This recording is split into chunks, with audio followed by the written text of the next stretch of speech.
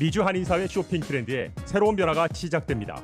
미주 한인들을 위한 아마존 스타일의 홈쇼핑이 탄생했습니다. 최신 트렌드에 맞는 발빠른 상품 업데이트로 언제든 최신 상품의 쇼핑이 가능하고 까다롭고 엄격한 제품 선정을 통해 최상의 품질을 보장합니다. 인터넷이 어렵다고요? 친절하고 전문적인 고객 서비스에서 상담부터 결제까지 도와드립니다. 로그인 필요 없이 복잡한 주문 프로세스를 모두 없앴습니다. 이제 한국 제품 미국 내 쇼핑은 한국 홈쇼핑이 최고입니다.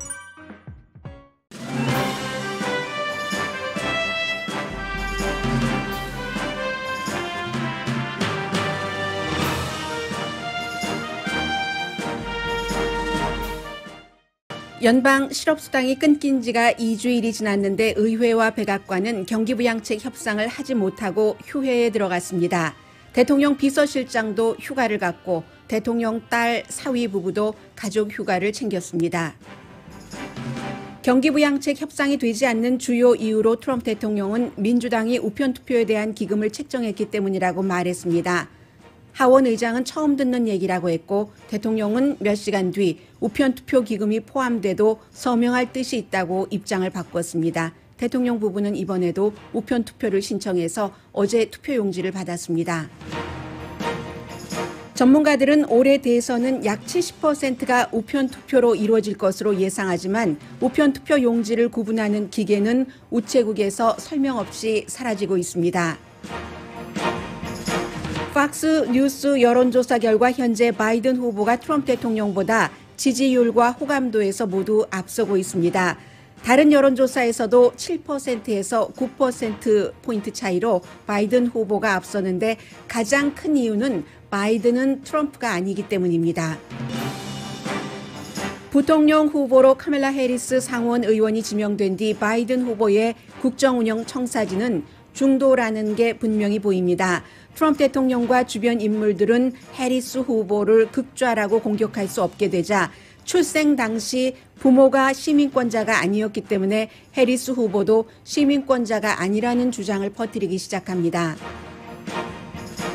트럼프 대통령 동생이 심하게 아파서 오늘 뉴욕으로 대통령이 문병을 갑니다. 대통령 동생은 6월 달에 일주일 입원한 적이 있습니다. 스몰 비즈니스 파산은 늘어나고 스몰 비즈니스에 대한 융자, 은행 융자 줄어듭니다. 연방법무부가 예일대학이 입학에 있어 아시아계와 백인계를 차별했다고 발표하면서 연방기금을 받기 위해서는 수정해야 된다고 통고했습니다. 예일대학은 법무부가 포괄적 리뷰를 하지도 않고 내린 결정에 놀라울 따름이라면서 수정할 뜻이 없다고 밝혔습니다.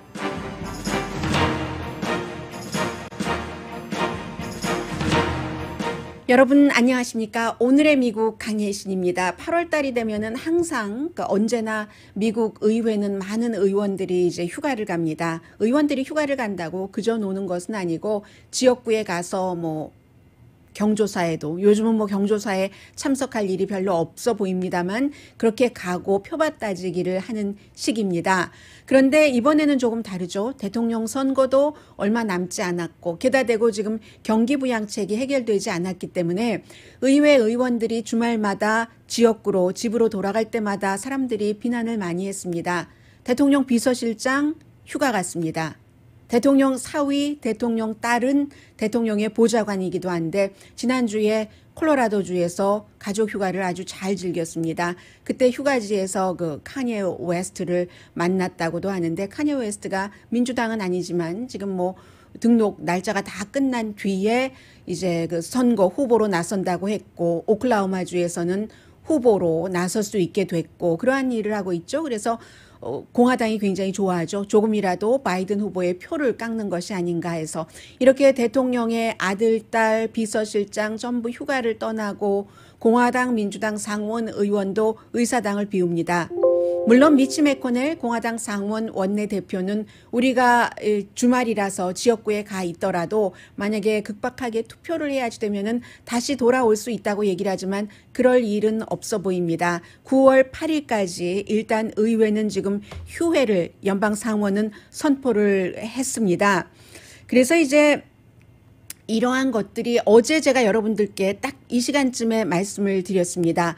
팍스 뉴스와의 인터뷰에서 트럼프 대통령이 민주당이 지금 내걸고 있는 그 같은 그 경기 부양안에 우정국에 대한 기금을 늘리는 것이 포함되어 있는 것이 협상이 지금 안 되고 있는 첫 번째 이유다라고 대통령이 어제 아침에는 그 팍스와의 인터뷰에서 얘기를 했습니다. 물론 오후에는 조금 입장을 바꿨습니다만은 그러니까 그 민주당의 낸시 펠로시 하원 의장은 나는 그런 얘기는 처음 듣는데 뭐 실업수당이라든가 이런 거라면 몰라도 라고 얘기를 했고 민주당 측에서는 지금 3조 달러짜리를 5월 달에 그 통과를 하원에서 다 시켜놓고 민주당이 이제 하원이 다수당이고 낸시 펠로시 하원 의장이 적어도 민주당 정치인들을 다룬 거죠. 공화당에서는 그 합의된 그런 안이 없고 하는 상황에서 우리가 만약에 지금 공화당에서 1조 달러를 전체적으로 내걸은 것을 2조 달러로 1조 달러를 올려준다면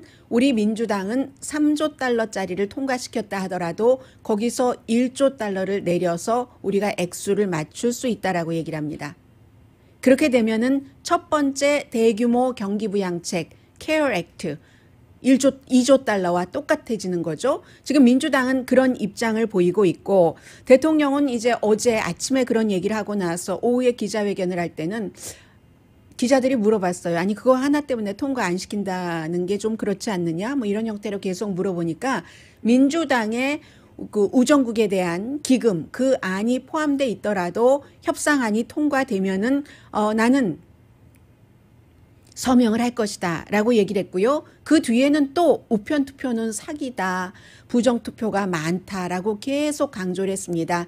본인이 그 우편 투표를 싫어하는 이유는 어떠한 다른 정치적인 목적이 있는 것이 아니라 나는 정확한 투표를 원하기 때문이다. 이렇게 얘기를 하면서 우편 투표는 여러 가지로 너무나 위험하다고 계속 또 주장을 했어요. 그러니까 왔다 갔다 하루 사이에도 몇 번 이렇게 얘기를 하고 있기 때문에 그리고는 어제 오후에 보니까 대통령 부부는 주소를 뉴욕에서 플로리다주로 바꿨기 때문에 올 들어서 두 번째 우편투표 용지를 받았습니다. 그것도 좀 늦게 신청해서 아마 뭐 빨리 어떻게 해서 받은 것 같아요. 그래서 본인들은 이렇게 우편투표를 대통령 주변 사람들 다 우편투표 하거든요. 그러면서 지금 그렇다라고 얘기를 하고 있고 기본적으로 9월 8일 그 휴회 때까지 뭔가가 어제 말씀드렸던 것처럼 경기부양책이 나오리라고는 기대를 안 하시는 게 훨씬 나을 것 같고요.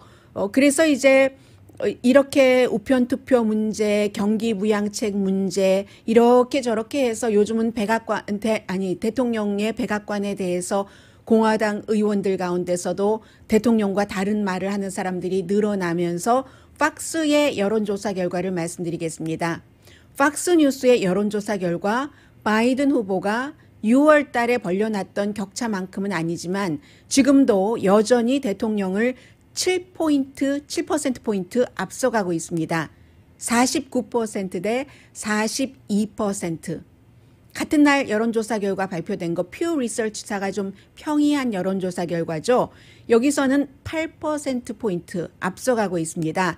53% 대 45%. 그런데 제일 중요한 것이요.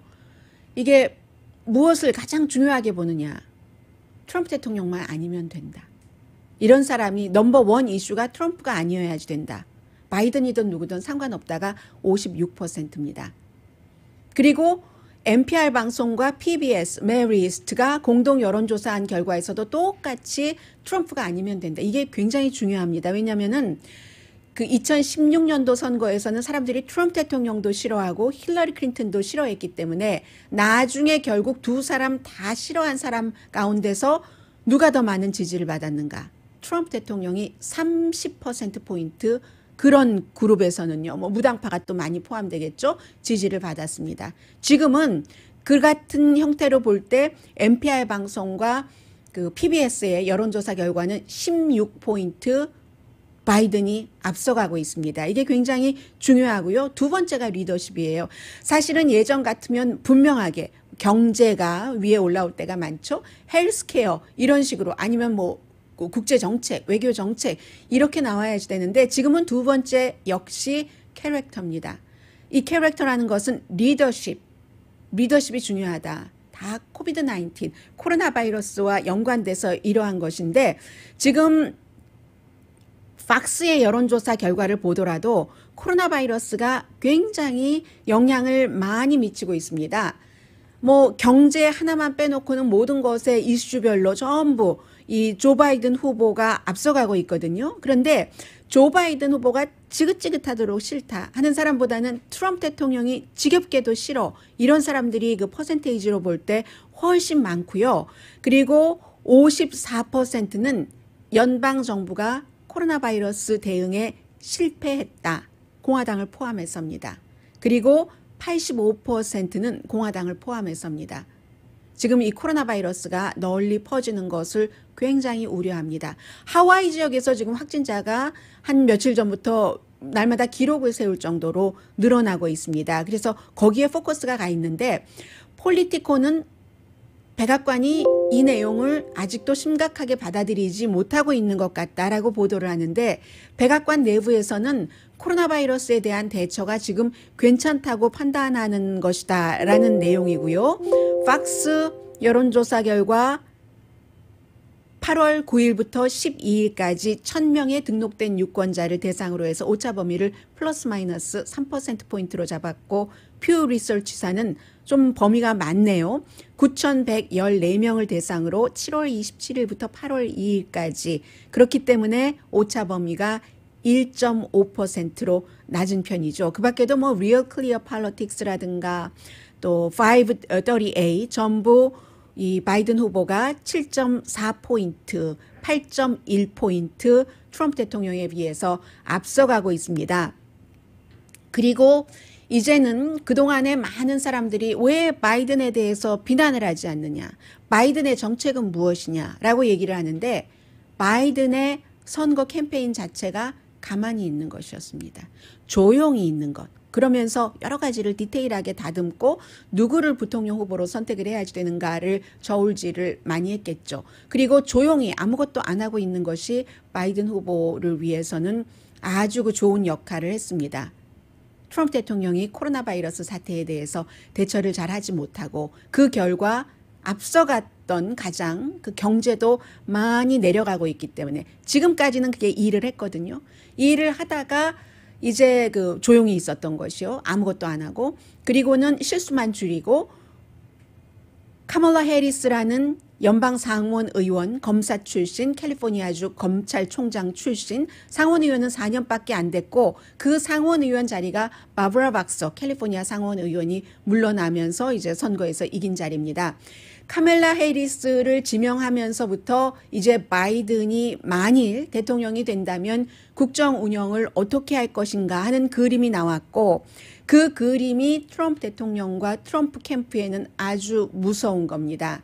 왜냐하면 카멜라 해리스가 예비선거 때는 처음에는 조금 버니 샌더스와 비슷하게 헬스케어 포 올을 지지를 하면서 좌측인 것 같아라고 생각을 했는데 그 부분이 애매하게 엉키면서 좌도 아니고 우도 아니네 해서 도중에 탈락할 수밖에 없었습니다. 그런데 바이든 후보는 그걸 잡은 거죠.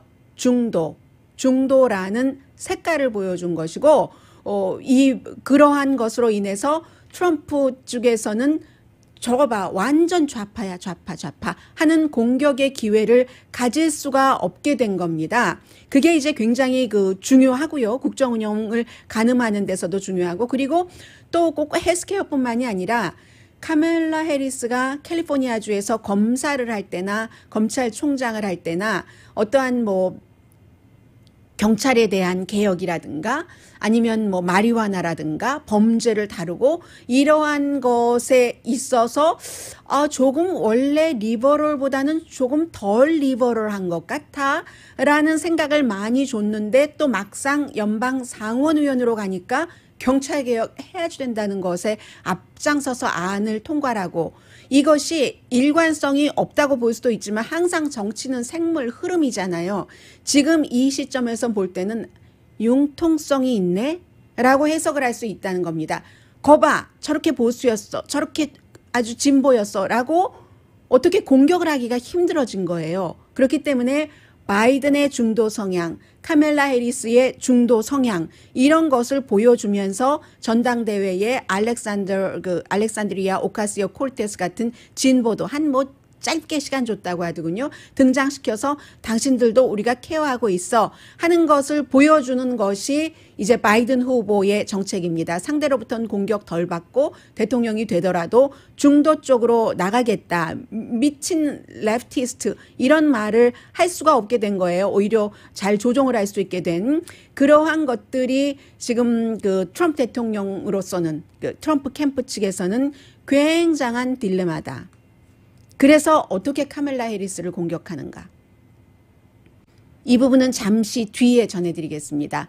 자녀분들이 아마 오렌지 카운티에 있는 체프만 칼리지에 다니고 계시는 그런 그 부모님들도 오늘의 미국을 듣고 계실 텐데 그 법대 교수라는데 미국에서 태어났는데 왜 그 미국 시민이 아니죠? 이런 주장을 지금 하고 있고 그 교수의 주장을 대통령과 대통령 측근들이 하면서 카멜라 해리스가 미국 시민이 아니라서 부통령 자격이 없다라고 말하자면 억지 주장을 하는 거죠. 이건 분명히 억지 주장입니다. 이런 형태로 지금 선거 캠페인을 하고 있고요. 그리고 미국에서 그 인스티튜션 가운데서 어떤 제도 아니면 기구, 오가니제이션, 정부 조직 가운데서 뭐 가장 신뢰를 많이 받고 있는 것이 곳이 뭐 소방국 뭐 이런 것도 아니고요.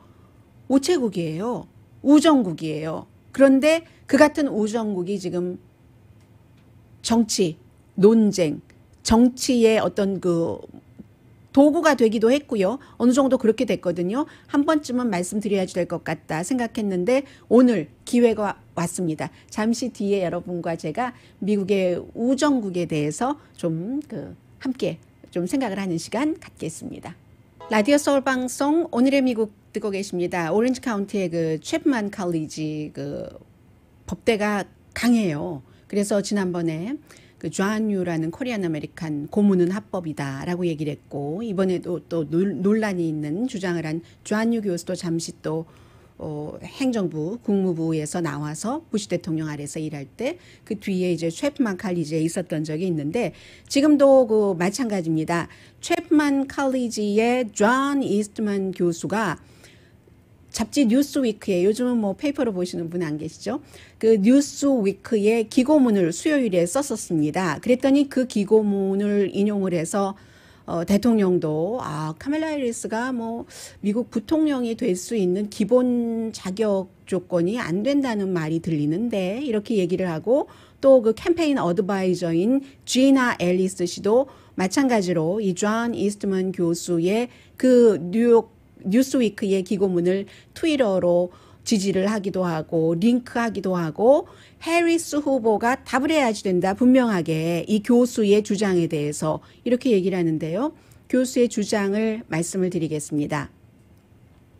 카멜라 해리스 후보가 1964년도에 캘리포니아주 오클랜드에서 태어났습니다. 그때 부모는 UC 버클리에 다니고 있었을 거예요. 이제 사회 정의를 외치면서 길에서 행진하고 시위하다가 만나서 그 전에 만나서 카멜라 해리스를 오클랜드에서 낳았습니다. 그런데 카멜라 해리스를 낳을 당시에는 엄마가 인도에서 온 지 얼마 안 됐고 아빠가 자마이카에서 온 지 얼마 안 된 사람들이기 때문에 시민권자가 아니었습니다. 그래서 시민권자가 아닌 사람들이 카멜라 해리스를 미국 땅에서 캘리포니아주 오클랜드에서 낳기 때문에 카멜라 해리스도 미국 시민이 아니다. 고로 카멜라 해리스는 미국 부통령 후보가 될 수 없다라는 주장이었거든요. 그런데 이 정도는 사실은 상식도 아니잖아요. 미국에서 속지주의이기 때문에 엄마 아빠가 한인 영주권자가 아이를 낳는다고 그 아이가 시민권자가 안 됩니까? 그건 아니잖아요. 이렇게 분명히 말씀드릴 수 있는 거잖아요. 그런데 이 법대 교수가 이렇게 뉴스위크에 어피니언을 썼고 그 어피니언을 트럼프 대통령과 캠프에서 카멜라 해리스는 미국 시민이 아니므로 부통령이 될 자격이 없다라고 주장을 하고 있습니다. 새로운 주장이 아니에요. 오바마가 하와이에서 태어나지 않았고 케냐에서 태어났다고 제일 처음 주장한 사람이 2015년 트럼프 대통령입니다. 그 전에는 물론 러시아가 먼저 했죠. 러시아의 매체에서 했고 그것을 받아서 트럼프 대통령이 많이 얘기를 했고 그랬었던 건데 그때와 똑같은 얘기거든요. 그래서 뉴스위크의 이 오피니언은 이 업계, 저희 업계, 이 그 언론 매체에서는 굉장히 뉴스위크를 비난을 했습니다. 많은 의견을 포용하는 것도 좋지만 어찌 그래 ABC도 안 되는 그 같은 법대 그 교수의 주장을 쓸 수가 있느냐. 가장 많이 비난한 사람이 하버드 법대 교수입니다. 로렌스 트라이브라는 하버드 법대의 그 헌법학을 강의하는 교수인데 이 교수는 부모가 아이를 미국에서 낳을 때 미국 시민이 아니었으므로 그 아이는 출생 당시부터 미국 시민이 아니라는 주장은 이것은 정말 넌센스보다 더 나쁘다. Worse than nonsense라고 얘기를 하고 있습니다. 그렇게 얘기를 지금 하고 있고요. 그에 대해서 뉴스위크의 그 편집장은 우리는 모든 의견을 다 반영하니까 하고 자신들이 옳았다고 주장을 하고 있는데 이것은 잘 통하지 않을 것 같지만 상식적으로는 그러나 트럼프 대통령과 주변에서 이것을 또 가지고 물고 늘어지는 것은 뭔가 또 통하는 사람이 있으리라고 생각하기 때문에 트럼프 대통령이 그거 모르겠어요. 카멜라 해리스가 오클랜드에서 태어났는데 미국 시민권자라는 것을 트럼프 대통령이 어찌 모를 수가 있겠습니까? 또 카멜라 해리스 검찰총장 할 때 2번이나 맥시멈 기부를 했던 사람이 트럼프 대통령이고 이방카도 기부를 했는데 아니 미국 시민이 아닌데 그렇게 했겠어요? 그거는 그런데 그러면 이 교수 카멜라 해리스의 부모가 시민권자가 아니었기 때문에 미국에서 태어났어도 시민권자가 아니라서 부통령 후보가 될 자격이 없다라고 얘기한 챕만 대학교의 존 이스트먼 교수가 누구냐. 굉장히 보수적인 그런 그 법조계 인물인 것은 사실이고요. 검찰총장 선거에서 공화당으로 나갔고 카멜라 해리스는 민주당으로 나갔고 했는데 떨어지고 카멜라 해리스는 당선된 그때 같이 선거를 치른 사람입니다. 물론 본선까지 가지도 못했어요. 이 사람은 공화당에서 예비선거에서 떨어졌기 때문에 이런 정도로 정치를 하고 많이 배우고 한 사람들이라고 다 합리적으로 하는 것 아닙니다. 정치인들 말은 상당 부분 좀 어처구니가 없기도 해요. 지금 그렇고 그리고 얼마 전에 말씀드렸었던 More Than a Vote가 르브론 제임스 LA 레이커스를 포함해서 많은 특히 이제 아프리칸 아메리칸 선수들 또 주의 검찰총장들이 지금 주도를 하는 것인데 어차피 경기장이 많이 비어 있는 채로 있으니까 우리 그 투표장으로 하자. 거리두기도 좋고 아주 크니까 하는데 LA 다저스 구장도 이번에 투표할 때 한 닷새 정도 또 파킹값 비싸잖아요. 파킹값 안 받습니다. LA 다저스도 거기에 동참을 하는데 중요한 것은 지금 점점 나이가 드신 분들이 투표를 많이 하시는데 투표장 가는 것 걱정하시고 해서 우편 투표가 많아지기는 할 텐데 정말로 전문가들이 예상처럼 70% 정도는 우편 투표로 할 수도 있는데 거기에 대한 이렇게 투표가 많이 늘어나면은 기금도 늘어나고 사람도 늘어나고 새는 기계도 늘어나고 해서 이걸 원활하게 해서 빨리 개봉을 해야지 되잖아요. 개표를 개봉이래요. 이렇게 뭐 개봉 막두이기도 하네요. 특히 올해 선거는. 그런데 이게 반대로요. 뭐 대통령이 우편 투표를 반대를 하니까 본인은 투표용지 받았으면서도 멜라니아 트럼프 여사와 함께 뭐 그게 날짜를 맞추지 못해서요. 우편 투표를 신청하는 날짜를 맞추지 못해서 왜냐하면 플로리다는 뭐 캘리포니아주를 포함한 8개 주와는 달리 이번에 그 등록된 유권자들에겐 자동으로 일단 보내주는 그런 거 안 하거든요. 신청을 해야지 되는데 신청 우편으로 보내기는 좀 시간이 기니까 그 플로리다주의 마알라고에서 뭐 직접 배달을 해서 거기서 또 백악관으로 배달하고 그랬는가 봅니다. 그 정도로 우편 투표를 하는 것을 본인들은 해놨어요. 대통령 부부는. 그런데 기금 안 준다고 하고 나 당연히 기금 안 주지 하고 하는데 지금 우정국에서 많은 매체와 그 우체국 사람들이 우정국장은 이제 트럼프 대통령이 얼마 전에 임명을 한 사람이기 때문에 트럼프 대통령 편이지만요. 우체국에서 일해본 적이 한 번도 없는 사람입니다. 물론 물류회사는 했지만 대통령에게 기부 많이 했고요. 그래서 지금 우체국에서 어떤 얘기들을 하고 있냐면은 여러분들도 그 날짜에 임박해서 보내지 마시랍니다. 이번에는 기계가 사라지고 있대요. 그 투표를 이게 투표용지인가 하는 걸 먼저 이제 뽑아내고 하는 그렇게 이제 가려내는 그런 그 보링 이런 것을 가려내는 머신이 있는데 그 머신, 은행에서 돈 세는 머신 같은 거겠죠. 그 머신을 지금 더 추가를 해도 참 힘들 텐데 이것이 그냥 사라지고 있답니다. 거기에 대해서 우정국 대변인은 원래 그것을 가려내는 기계를 우리가 교체하고 그럴 때는 많이 뺀다라고 얘기를 하는데 그게 우체국에서 일하고 있는 사람들, 매체와 인터뷰하는 사람들 보면은 그 정도 수준이 아니라 굉장히 많이 그것도 설명 없이 기계가 사라지고 있다. 기계가 사람보다 훨씬 잘 세겠죠. 그럼 그렇게 되는 경우는 사람을 오버타임을 시켜야 되거든요. 우정국 지금 돈 없어서 난리거든요. 문 닫게 생길 그럴 정도거든요. 그런데 오버타임을 해서 세도 기계만큼 사람이 세지 못하는데 생산성이 떨어지는데 왜 이것을 그렇게 하느냐. 그래서 지금 여러 주에서요. 어디죠? 펜실베니아 주라든가 또 무슨 다른 주에서는 빨리 보내셔야지 됩니다. 여러분 정말 빨리 보내셔야지 돼요. 라는 얘기를 하고 있고 그리고 이제 이 같은 일들이 언제부터 일어났느냐 하면은 지난주에 그 우정국장 새로 이제 일하기 시작한 우정국장이 대통령을 백악관 집무실에서 만났다고 하거든요. 그 뒤부터 기계 없어지는 게 빨라졌고 언론의 보도에 따르면 그렇습니다. 빨라졌고 그리고 나서 뭐 물론 대통령만 만난 게 아니라 다른 정치인들도 요청을 해서 낸시 펠로시 하원의장도 만났고 뭐 공화당 의원들도 만났고 하는데 공화당의 그 수잔 콜린스 그 연방 상원 의원도 지금 우체국 서비스가 선거철에 연기된다는 것이 상당히 위험한 일이다 이런 주장을 하고 있고요. 아이오와주 카운티에서도 이 우편 투표하는 것을 늘려놓으니까 트럼프 행정부에서 캠페인에서 고소를 했거든요. 고소를 했는데 공화당 카운티는 고소를 하지 않고 민주당 카운티만 고소를 했습니다. 똑같은 우편 투표를 하는데도 트럼프 캠프에서 이거 안 돼 하면서 고소를 했는데 공화당 카운티는 안 하고 민주당 카운티만 지금 두 군데를 그 8월 13일 현재 고소를 했다는 건 나오고 이러한 일들이 있으니까 이제 바이든 후보는 대통령이 이 상황에서 우편 투표를 하지 못하도록 막고 하는 것은 민주주의를 지키지 않겠다는 것이다. 사보타지다. 이건 정말 선거를 제대로 안 하겠다는 것 아니고 뭐냐. 지금 이 같은 얘기 나오고 있고요. 미국 사람들이 USPS, 우체국, 우정국을 좋아하는 사람이 91%입니다. 없어지면 안 되잖아요. 그래서 사실은 우정국은 미국의 어떤 기구이기는 하지만 가장 정치성이 좀 덜 하기도 했었죠. 그런데 그 트럼프 대통령 이전부터도 이 우정국이 굉장히 그 예산으로 시달려 왔습니다.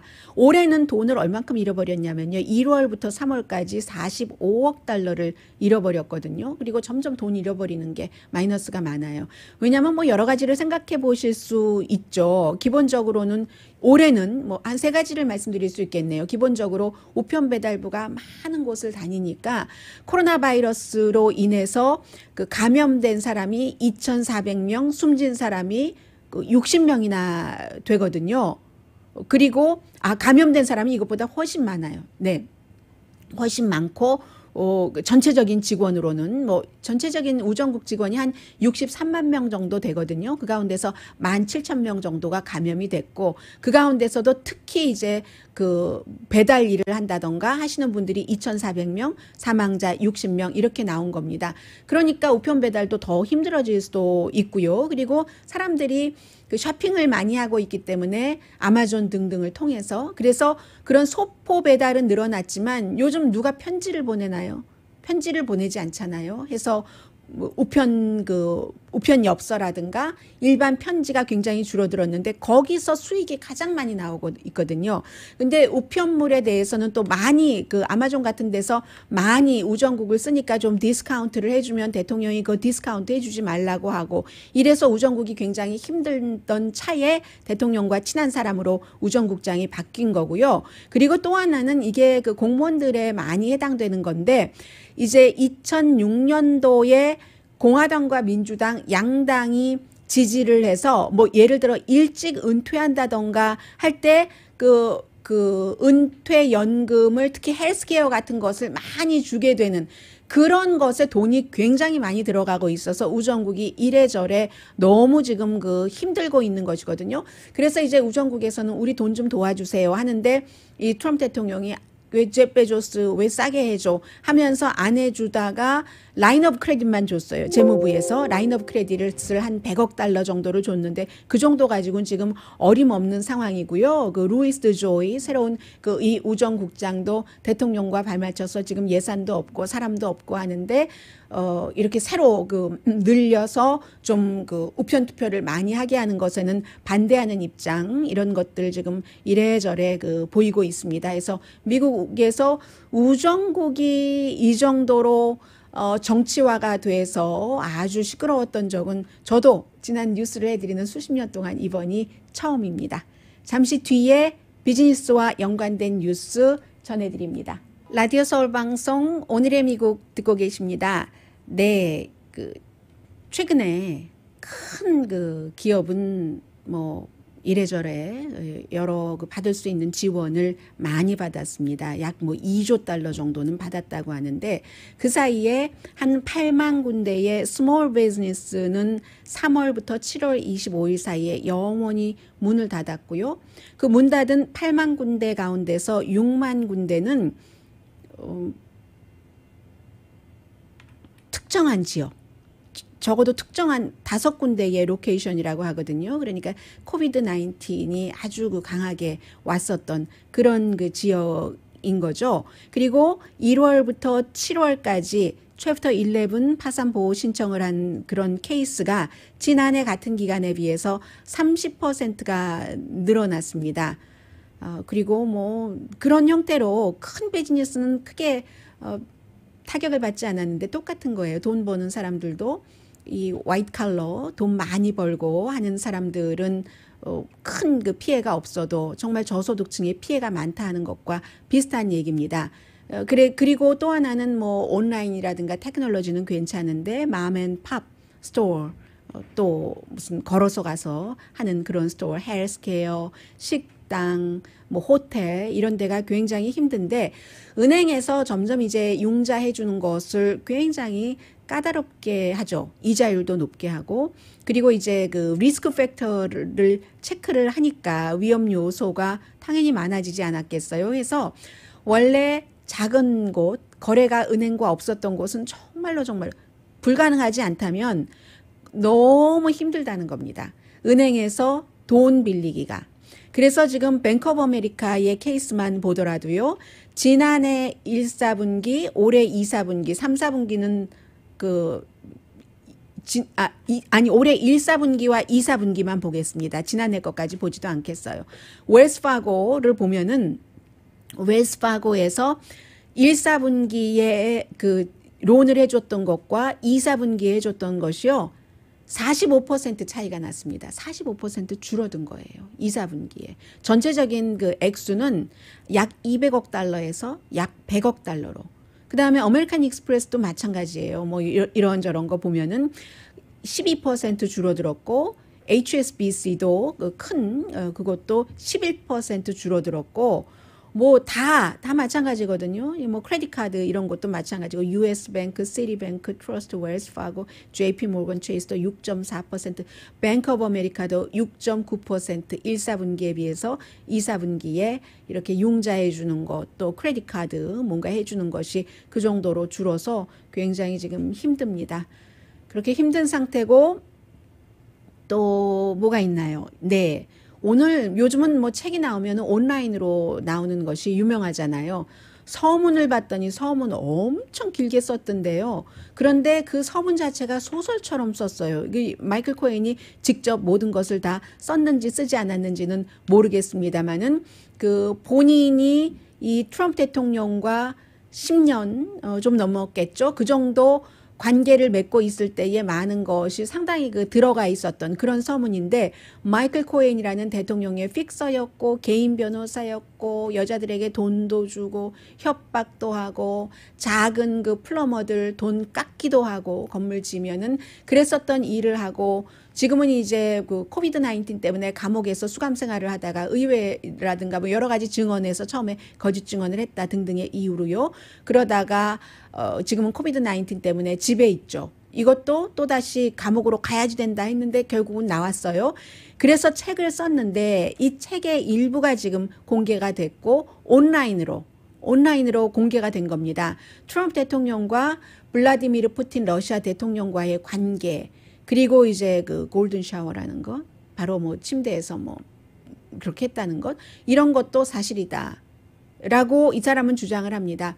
본인이 그 라스베가스에 있는 그러한 곳에서도 역시 그런 이벤트 같은 것을 트럼프 대통령을 위해서 마련했었고 했었던 적이 상당히 많다. 그리고 블라디미르 푸틴과도 본인이 그 백 채널을 통해서 어떠한 그 연결고리를 만들었고 했고, 그리고 캠페인 당시에도 모스크바에 뭔가를 그 사업을 하려고 했었으니까요. 본인이 그런 일들을 했었다고 하고 해서 이제 트럼프 대통령에 대해서 나쁜 증언을 하기 시작한 다음부터, 특히 이제 대통령이 하노이에서 김정은 위원장과 만날 때, 그때부터 나에 대한 협박은 너무 많아서 나는 비행기를 탈 수가 없었다.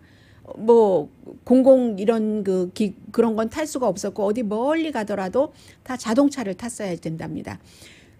뭐 살해 협박이 너무 많았기 때문에 운전을 하면서도 알아보지 못하게 하기 위해서 모자 쓰고 또 얼굴을 감추고 했었다는 그런 많은 얘기가 나오는데, 누구보다도 때로는 대통령의 가족보다도 내가 대통령의 진 면목을 더 잘 안 사람이다, 뭐 이렇게 얘기를 하고 있는데, 이 책도 그 크게 그 대통령에게 해가 될 수도 있고, 뭐 어차피 원래 완전히 깨끗하지는 않다 하는 것을 알았기 때문에 뭐 아닐 수도 있고요. 큰 치명상 정도는 아닐 수도 있고요. 아무튼 그런 일들이 있었습니다. 라디오 서울 방송 오늘의 미국 듣고 계십니다. 그 연방 법무부에서 지난번에 이제 하버드 대학교 그런 내용을 조사를 했었고, 연방 대법원은 하버드 대학교가 그 학생들을 입학 사정에서 뭐 특별히 잘못한 것 없었다라고 판결을 했는데, 이번에는 예일 대학교가 화이트 학생들과 에이시안들에게 차별을 하는, 오히려 이제 다른 인종 때문에 그렇게 했다고 법무부가 조사를 해서 4페이지짜리로 발표를 했습니다.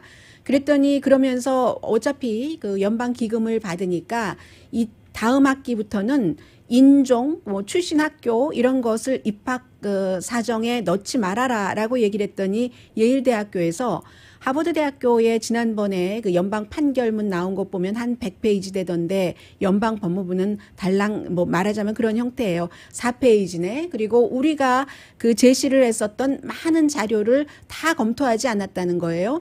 다 검토를 했으면 이런 게 나올 수도 없었고, 아직 우리는 더 제출을 하고 있는 중인데 결론을 내렸다라고 얘기를 하면서, 예일 대학교의 그 입학 사정은 뭐 당연히 성적 들어가고 학생의 취미, 리더십, 백그라운드, 커뮤니티에서 뭐 어떤 일을 했는가, 예일 커뮤니티와 세계에 나중에 그 교육을 받고 나서 어떤 영향을 끼칠까, 우리는 우리만의 그런 계산법이 있고, 연방 법무부에서 지금 주장하는 대로 수정을 할 뜻이 전혀 없다라고 얘기를 합니다. 연방 법무부에서는 꼭 그 에이시안들에게 포커스를 맞춘다기보다는 이제 어퍼머티브 액션이라든가 전반적으로, 그리고 이제 흑인에 더 그 포커스를 맞추고 정치적인 것이 여기에 들어가 있는 것이 사실인데, 이 부분에 대해서는 그 코리안 아메리칸들이 워낙에 점수가 좋고 다른 인종에 비해서 그렇기 때문에 이제 굉장히 손해 본다는 느낌은 가지실 수가 있고요. 좀 그 복잡한 내용이죠. 어퍼머티브 액션이라는 것이 꼭 그 학교에만 들어가는 것이 아니니까.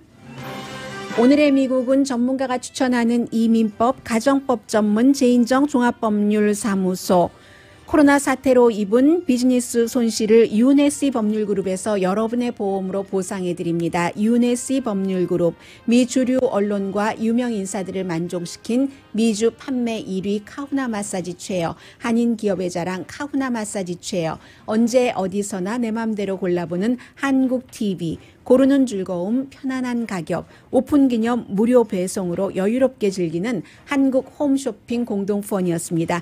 10시에 좋은 아침, 좋은 하루 방송됩니다. 네, 대통령 그 동생이 대통령과 아주 친했던 동생이거든요. 로버트 트럼프가 지금 병원에 입원해서 아주 아프다고 하는데 대통령 지금 뉴욕에 방문한다고 하고요. 오늘 또 뉴스가 되겠네요. 강혜신이었습니다.